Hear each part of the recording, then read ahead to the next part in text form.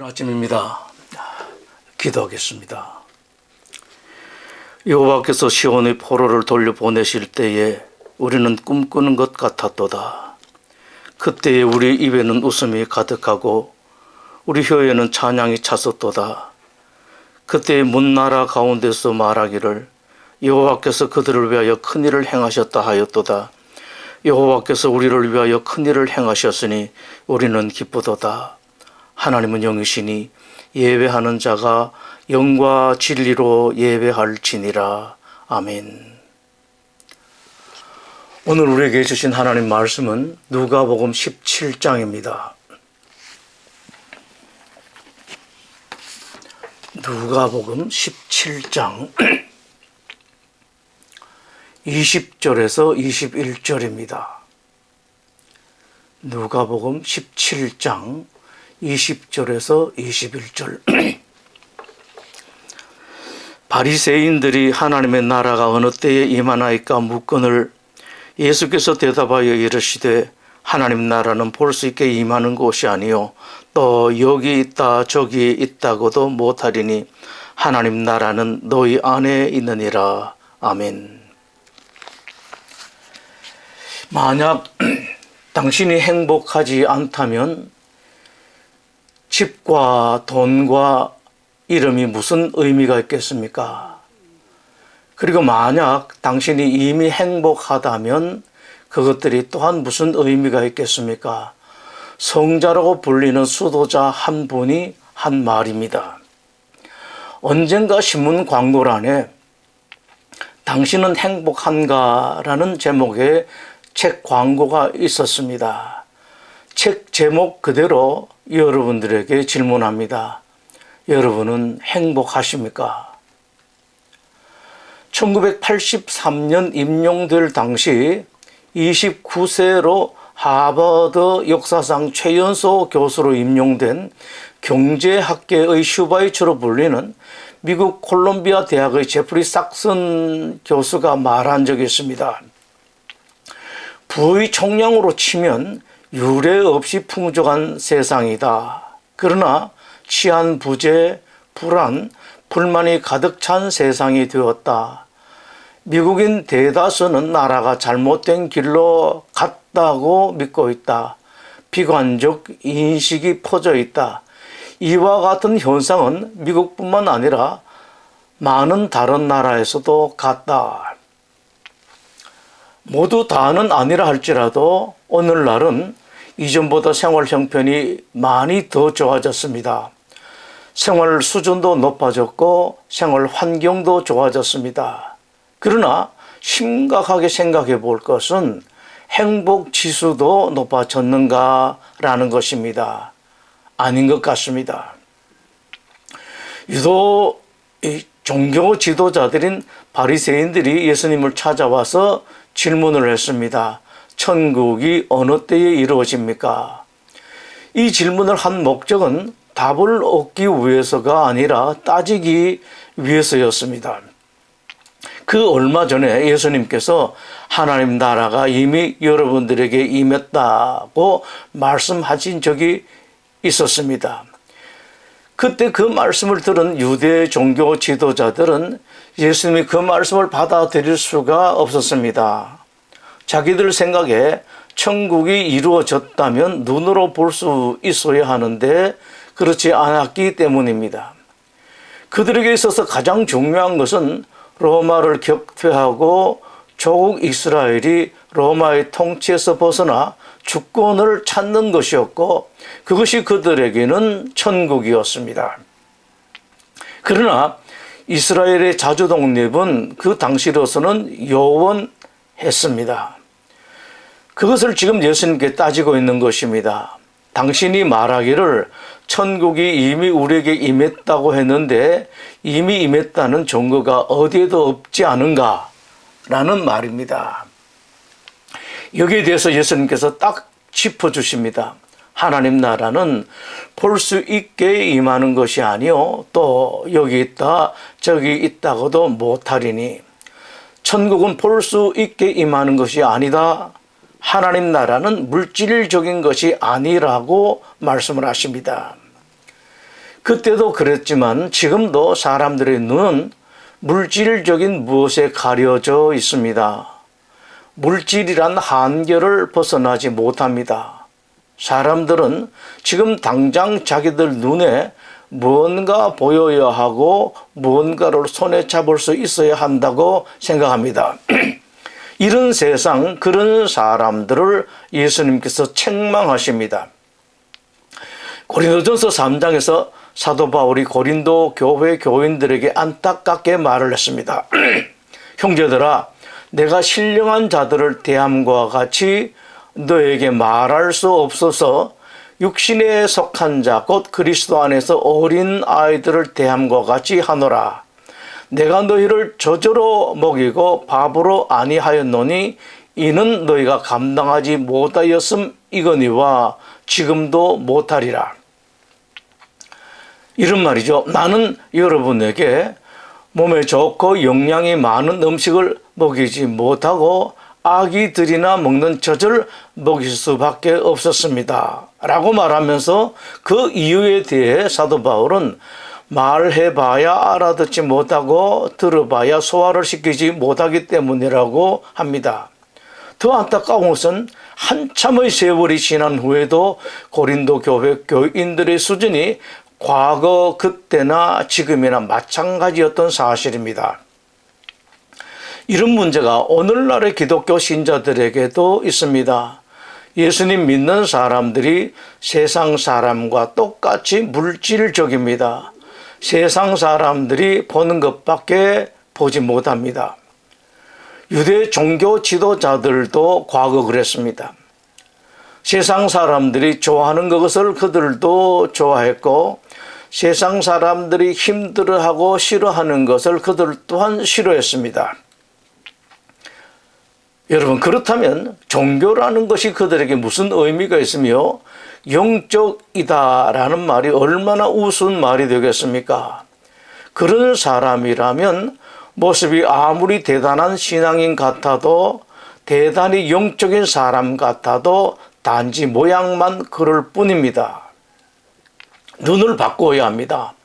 세상 사람들이 다 슬퍼해도 웃을 수 있고 모든 사람들이 잔뜩 움츠릴 때에도 가슴을 활짝 펴고 큰 소리 칠 수 있고 죽겠다고 아우성 칠 때 괜찮다 하면서 등을 두드려 줄 수 있는 사람, 모든 사람들이 주머니를 움켜잡고 풀 줄 모르는 때에 다른 사람보다 더 적게 가지고 있음에도 주머니를 풀 수 있는 사람, 이런 사람이 진정한 그리스도인입니다. 그는 하나님이 살아계시는 것을 알고 믿는 사람이기 때문입니다. 내 주머니에 있어야만 있는 것으로 생각하는 사람, 내가 가지고 있는 것을 나 개인의 소유로 생각하는 사람은 참된 신앙이 아닙니다. 열왕기하 6장의 일입니다. 당시 엘리사의 존재는 적국인 아람에 상당히 위협적이었습니다. 아람에 대해서는 무엇이든지 다 알고 있었기 때문입니다. 아람은 어떻게 하든 엘리사를 제거하려고 하였습니다. 아람의 군사들이 밤새 엘리사의 거처를 물 셀 틈 없이 포위했습니다.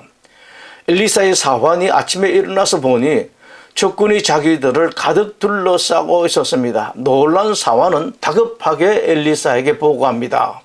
그때 엘리사가 하나님께 사환의 눈을 밝게 해달라고 기도했습니다. 그러자 사환의 눈이 밝아졌습니다. 눈이 밝아진 사환은 깜짝 놀랐습니다. 자기들을 둘러싸고 있는 적군들 위에 하나님께서 보내신 하늘의 군사들이 빽빽하게 둘러싸고 있는 것을 보았기 때문입니다. 바로 이 눈입니다. 하나님의 사람들은 세상 사람들이 보지 못하는 것을 볼 수 있는 눈을 가지고 있어야 됩니다. 그 눈을 가지고 세상 사람들이 느끼지 못하는 행복을 느낄 수 있어야 하고 세상 사람들이 누리지 못하는 행복을 누릴 줄 알아야 합니다. 세상 사람들은 행복을 좋은 집에서 찾고 많은 돈에서 찾습니다. 좋은 차, 좋은 음식에서 찾습니다. 돈을 많이 들여 비싸고 멋진 곳을 여행하는 것, 거기에서 행복을 찾습니다. 일이 해결되기만 하면 저것만 이루어지면 행복할 것이라고 생각하고 그것을 해결하기 위해 이것저것을 이루기 위해서 모든 애를 다 씁니다. 그러나 문제가 해결되었을 때 진정한 행복이 있던가요, 여러분? 바라던 그것을 얻으니 정말 행복이 찾아오던가요? 정말로 그렇던가요? 예수님께서 말씀하십니다. 행복은, 천국은 그런 것에서 오는 것이 아니라고 말입니다. 정신과 의사의 한 친구가 대단한 횡재를 했습니다. 어쩌다가 건강관리회사를 인수하게 되었는데 그 회사가 아주 잘 되었습니다. 인수한 지 1년 6개월 만에 그 회사를 대기업에 무척 큰 돈을 받고 팔았습니다. 소위 말하는 대박이 터졌습니다.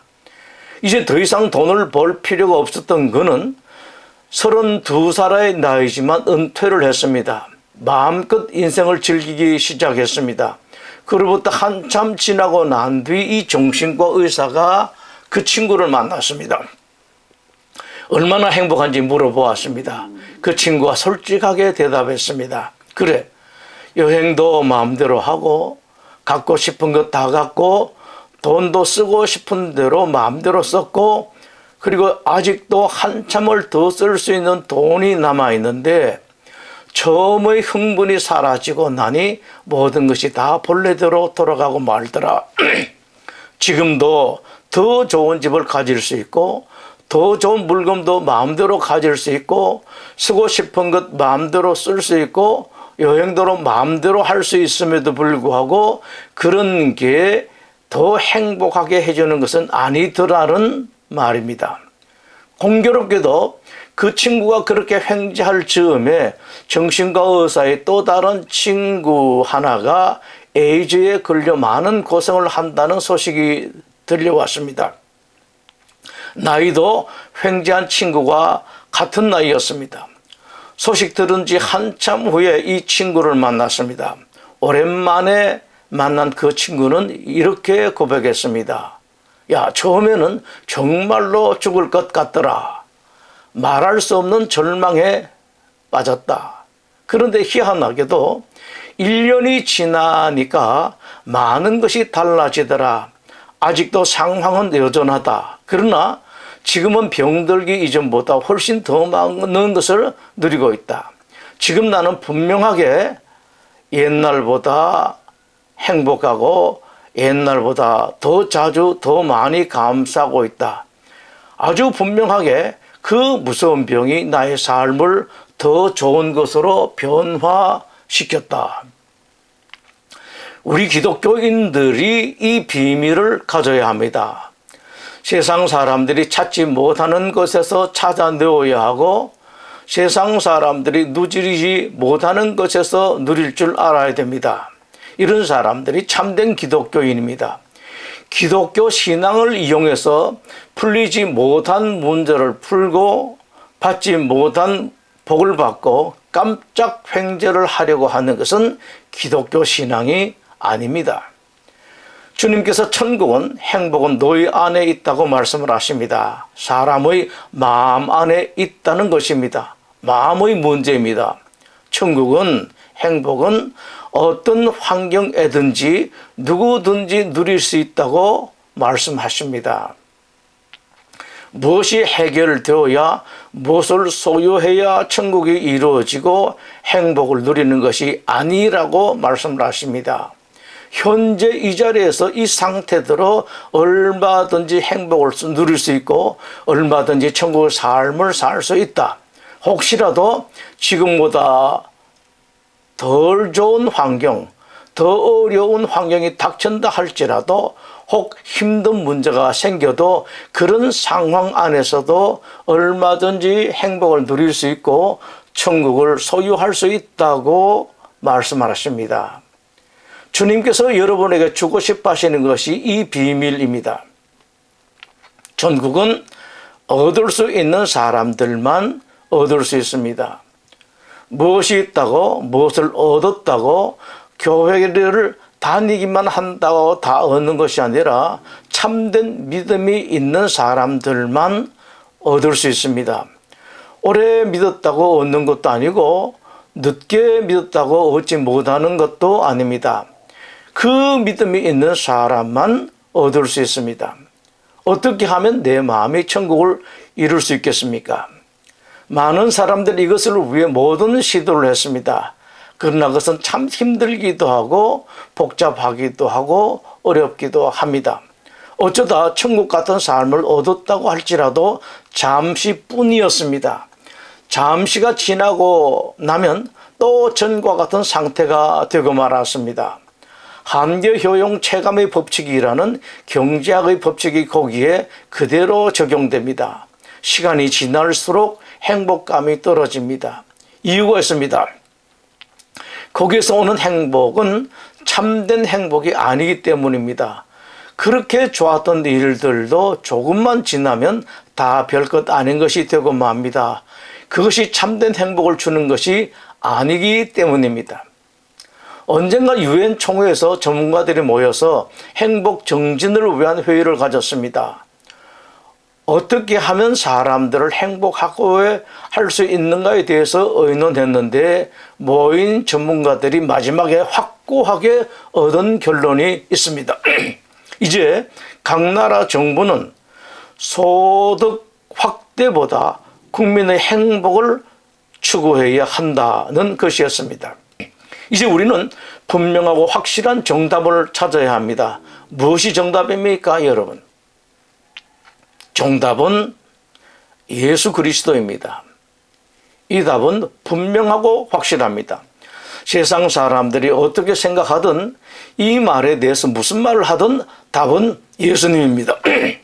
예수 그리스도를 나의 주님으로 모실 때 진정 행복할 수 있습니다. 진정 예수님을 주님으로 모시고 살면 어떤 환경에서든지 행복할 수 있습니다. 천국과 같은 세상을 살 수 있습니다. 예수님 믿는 사람이란 말은 예수님을 나의 주님으로 영접한 사람입니다. 그러나 기독교 신자라는 이름을 가졌다고 해서 다 예수님을 나의 주님, 주인으로 모신 것은 아닙니다. 예수님을 저 한쪽 귀퉁이에 모셔놓고 있는 사람들, 말만 믿지 실제로는 아예 모시지 않은 사람들이 상당히 많이 있습니다.